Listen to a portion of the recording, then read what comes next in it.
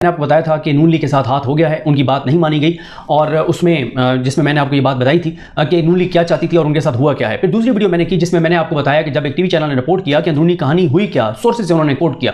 उन्होंने कहा कि जरा ये बताते हैं कि शहबाज शरीफ साहब के सामने नाम रखे राजा रियाज साहब ने। शहबाज शरीफ साहब ने कहा इनमें से कौन सा नाम आप चाहते हैं, उन्होंने उंगली रखी और उस उंगली के सामने शहबाज शरीफ ने सरेंडर कर दिया। नाम के शेर ढेर हुए और उन्होंने कहा जनाब आपका नाम ओके है। उसी वक्त कागज आए और सारे मामला हुए। लेकिन ये तो सोर्सेज से थी। अब हुआ यह है कि राजा रियाज साहब ने 3 इंटरव्यूज दिए हैं। उन 3 इंटरव्यूज में क्या बातें की हैं, असल तो राजा रियाज साहब उस कमरे में थे या शहबाज शरीफ साहब थे।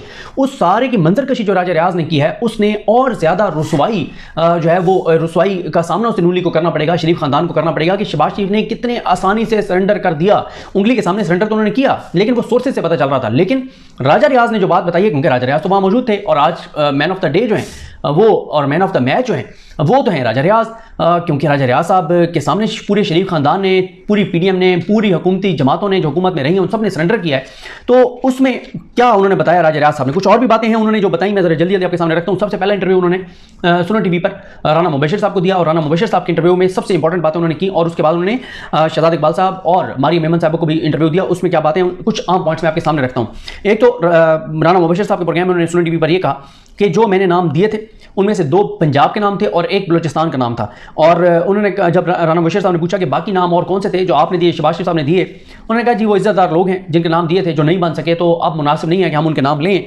तो मैंने और शहबाज शरीफ ने आपस में एक कमिटमेंट की है कि हम जो है वो बाकी नाम डिस्क्लोज नहीं करेंगे जिनके नाम थे और नहीं बन सके। और जब मैंने शहबाज शरीफ के सामने नाम रखे तो शहबाज शरीफ ने कहा बताएं कौन सा नाम करना है। मैंने कहा ये नाम करना है तो उन्होंने कहा जी बिल्कुल ठीक है। उसी वक्त हमने कागज मंगवाए और उसी वक्त हमने जो है वो समरी बनाई और सारा कुछ। देखें 2 चीज़ें हैं वो बहुत तेज़ तरीन हुई हैं पिछले कुछ अर्से में। एक हुमायूं दिलावर साहब जिन्होंने 12:30 फैसला सुना के और 1 बजे तक उन्होंने आधे घंटे में 30 सफ़ात का फैसला जारी कर दिया था और इतने मुख्तसर टाइम में प्राइम मिनिस्टर जो निगरान प्राइम मिनिस्टर है, केयरटेकर प्राइम मिनिस्टर है, उसकी समरी जितनी जल्दी तैयार हुई है बहुत चंद मिनटों में, वो ये दूसरा रिकॉर्ड है। उसके बाद उन्होंने कहा कि जब राना मुबशिर साहब ने पूछा कि इनका नाम ही क्यों, आपने क्यों इनका नाम दिया, उन्होंने कहा कि तो ये ज़ाहिर है छोटे सूबे से हैं, मेरे दोस्त हैं, मैं इनसे मिलता रहता था, एक सेनेटर के घर मिलता रहता था। तो उन्होंने कहा कि कौन से सेनेटर हैं, उन्होंने पहले कहा उनका नाम कादिर है, उन्होंने कहा नहीं, उन्होंने कहा अच्छा ये जो चेयरमैन सेनेट है सादिक सिंजानी उनके घर, उन्होंने कहा नहीं। तो फिर उन्होंने कहा राना मुबशिर साहब को कहा क्योंकि आप मेरे दोस्त हैं तो मैं नाम ले देता हूँ। सरफराज बुगटी साहब के घर में इनसे जो है वो मिलता रहता था, इनसे अनवर काकर साहब से। और उसके बाद उनसे पूछा गया कि आप क्या अगला इलेक्शन नून लीग के टिकट पर लड़ेंगे, उन्होंने कहा मैं फैसलाबाद जा रहा हूँ, दोस्तों से मशवरा करूँगा। तो कहते हैं कि शहबाज शरीफ ने मुझे पहले भी जब मैं पीपल्स पार्टी में था तो शहबाज शरीफ साहब ने मुझे दावत दी थी कि प्लीज़ आप मेहरबानी करके और आप नून लीग में आ जाएँ। और शहबाज शरीफ मेरा बहुत ख्याल रखते हैं। अभी भी जब मैं पीटीआई मैंने छोड़ी थी तो शहबाज शरीफ ने मुझे ऑफर की थी कि आप जो है वो नून लीग में आ जाएं और उन्होंने मुझे कहा था कि जब आपकी ये मुद्दत खत्म होगी असम्बली की, आपकी ये रुकने असम्बली के तौर पर मुद्दत कंप्लीट होगी तो उसके बाद आप नून लीग में आ जाइएगा। तो उन्होंने कहा मैं दोस्तों से आकर मशवरा करूंगा और फिर फैसला करूंगा। अगली हुकूमत के वाले से वो कहते हैं कि मखलूत हुकूमत होगी, मगर अभी ये कहना कुछ भी कबल वक्त है। अभी पहले ये फैसला करना होगा कि बल्ले का निशान बैलेट पेपर पर होगा या नहीं होगा। अगर बल्ले का निशान बैलेट पेपर पर होगा तो नतीजे कुछ और होंगे और बल्ले का निशान बैलेट पेपर पर नहीं होगा तो फिर नतीजे जो है वो कुछ और होंगे। पंजाब में उन्होंने कहा नून लीग जीतेगी, सिंध में पीपल्स पार्टी जीतेगी और अभी क्लियर नहीं है कि मौलाना को केपीके में क्या मिलेगा क्या नहीं मिलेगा। उसके बाद आप आ जाएं दीगर प्रोग्रामों में जो उन्होंने बात की। शहजाद इकबाल साहब के प्रोग्राम में उन्होंने क्या बात की, उन्होंने कहा कि शहबाज शरीफ और मेरा मुआहदा था कि हम नाम डिस्क्लोज नहीं करेंगे और जो भी नाम होंगे, मैंने परसों उनको नाम दे दिया था। फिर शहबाज शरीफ ने भी मुशावरत का वक्त मांगा और फिर आज जब मैं गया तो आज ही हुआ। और शहबाज शरीफ साहब ने बड़ी मेहरबानी की, वो पहले भी मेहरबानी करते हैं, बड़ी आसानी से वो मान गया। उन्होंने कहा ओके डन, ओके डन, बड़े आराम से, कोई रेजिस्ट नहीं किया, कोई डिस्कशन नहीं, कोई बात नहीं। जिस नाम पर मैंने उंगली रखी शहबाज शरीफ ने कहा ओके डन। उसके बाद उन्होंने कहा शहजाद इकबाल साहब ने कहा कि शहबाज शरीफ साहब ने इसरार नहीं किया कि यार ये मैंने नाम दिया है, ये इससे बेहतर हो सकता है। उन्होंने कहा नहीं नहीं नहीं, बिल्कुल कोई इसरार शहबाज शरीफ साहब ने नहीं किया।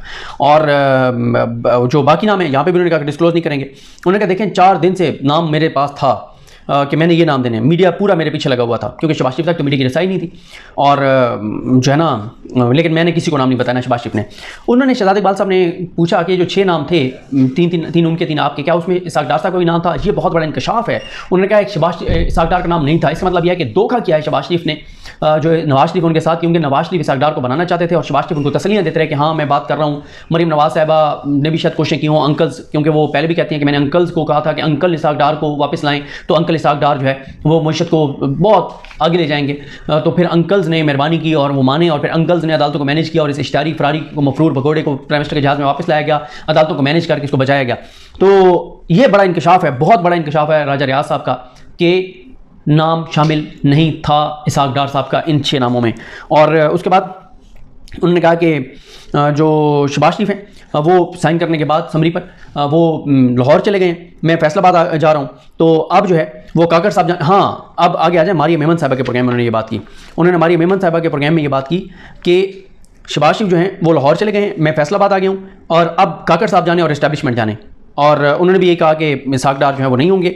और उन्होंने राजा रियाज साहब ने ये बड़ा क्लैरिटी के साथ कहा है कि इलेक्शन जो है वो फरवरी में होंगे। उन्होंने मारिया मेमन साहबा के प्रोग्राम, राना बशीर साहब के प्रोग्राम में भी कहा और मारिया मेमन साहबा के प्रोग्राम में भी कहा कि इलेक्शन जो है वो या तो होंगे जिसे कहते हैं 15 फरवरी के एक हफ्ते बाद होंगे या 15 फरवरी से एक हफ्ते पहले होंगे, क्योंकि मार्च में जो है वो सेनेट का इलेक्शन है, उससे पहले जो है वो इलेक्शन नहीं होंगे। ये बड़ा उन्होंने कैटेगोरिकल कहा है। लेकिन उनकी ये बात बहुत इंपॉर्टेंट थी कि बल्ले का निशान जो है वो बैलेट पेपर पर होगा तो रिजल्ट कुछ और होंगे, नहीं होगा तो कुछ और होंगे, क्योंकि बल्ले का निशान बैलेट पेपर से हटाने की 4 कोशिशें हुई।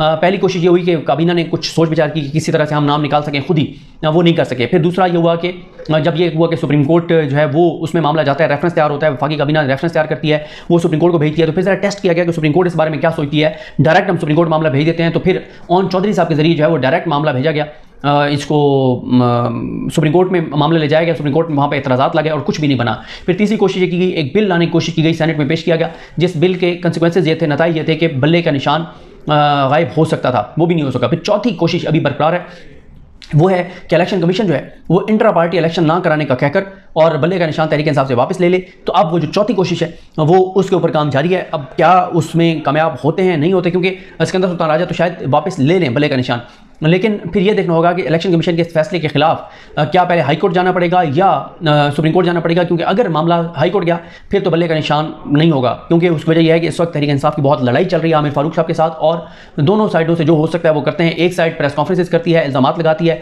लेकिन चीफ साहब के पास क्योंकि इख्तियार है फैसले करने का, केस लगाने का, केस ट्रांसफर करने का, फैसले देने का, तो वो अपने फैसलों के जरिए जवाब दे रहे हैं तहरीक इंसाफ को। क्योंकि पिछले 1-1.5 माह में कोई एक केस ऐसा नहीं है जिसमें तहरीक इंसाफ को हाई कोर्ट से रिलीफ मिला। ऐसे ही होता है जब आप जजेस से लड़ाई करते हैं, फिर जजेस के पास अपना इख्तियार होता है, उनके पास ताकत होती है और वो केसेस को पेंडिंग भी रख सकते हैं, लटका भी सकते हैं, वो कुछ ऐसी चीज़ें भी टेक्निकल कर सकते हैं कि वो रास्ता जो है वो फराम करते हैं। और यही तहरीक इंसाफ का मुसलसल जो है वो शिकवा है कि आमिर फारूक साहब ने पूरा एक जवाब फराम किया जज उमैन दिलावर को, और फिर उसके बाद उन्होंने फैसला सुना दिया। और उसमें यह है कि अगर ये मामला गया आमिर फारूक साहब के पास फिर तो इलेक्शन, वैसे तो खैर अभी बहुत कहना कबल वक्त है, क्योंकि अगर इलेक्शन कमीशन अभी जो है वो बल्ले का निशान वापस ले लेता है तो अभी तो 7-8 माह इलेक्शन ही नहीं होने। जब 7-8 माह इलेक्शन नहीं होने तो 7-8 माह बहुत बड़ा वक्त है, 7-8 माह मुश्किल होगा आमिर फारूक साहब के लिए इसको पेंडिंग रखना, वो जितनी भी लंबी तारीखें डालें।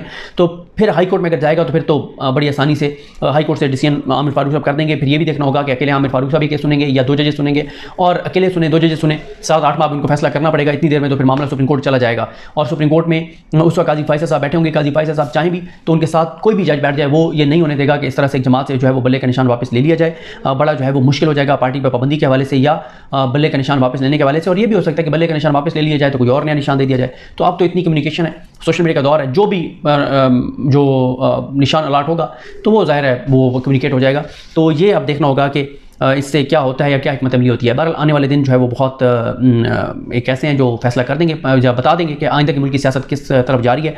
तो ये कुछ सूरत हाल है। शहबाज शरीफ साहब को जो है वो बयानिए के हमाम में नंगा कर दिया राजा रियाज ने। वो जो बयानिया बनाया जाता था कि वोट को इज़्ज़त दो, वोट को इज़्ज़त देंगे, ये कर देंगे, वो कर देंगे, और सिविल सुप्रीमेसी और जमहूरियत और फलां, ये सारे बयानिए के हमाम में शहबाज शरीफ नंगे हो गए कि जो नाम राजा रियाज लेकर आए थे शहबाज शरीफ ने कोई डिस्कशन नहीं की, कोई बात नहीं की, अपने नाम तक उनके सामने नहीं रखे या उनके ऊपर इसरार नहीं किया, रेजिस्ट नहीं किया और फ़ौरन कर दिया। और यही शिकवा है बहुत से जो उनके हामी हैं उनको भी कि शहबाज शरीफ को इतनी जल्दी सरेंडर नहीं करना चाहिए था। मुझे अपनी दुआ में याद रखें। हम सब कामयाब। अल्लाह हाफ़िज़।